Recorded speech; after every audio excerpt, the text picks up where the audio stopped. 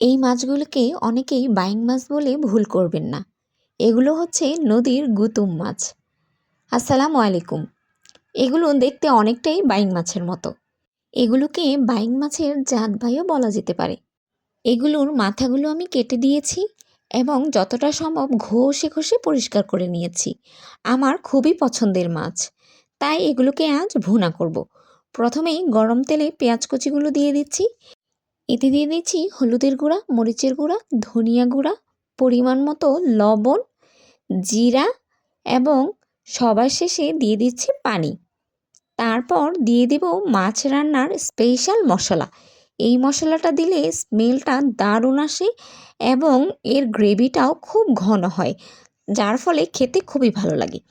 তারপর মশলাটা ভালো করে কষানো হয়ে গেলে এর মধ্যে দিয়ে দিচ্ছি মাছগুলো এবং ভালো করে উল্টে পাল্টে ঢাকনা দিয়ে ঢেকে দেব। এই মাছগুলো অনেক নরম হয়, তাই দ্রুত সেদ্ধ হয়ে যায়, তাই বেশি রান্না করারও প্রয়োজন হয় না। নামানোর কিছুক্ষণ আগে দিয়ে দিচ্ছি কাঁচামরিচ ও ধনিয়া পাতা। এই তো রান্না হয়ে গেল আমার গুতুম মাছের ভুনা। দেখতে কেমন হয়েছে কমেন্টসে কিন্তু অবশ্যই জানাবেন। আর এই মাছগুলোকে আপনারা কী নামে চিনে থাকেন সেটিও জানিয়ে যাবেন। আজ তবে এখানেই বিদায়। আল্লাহ হাফেজ।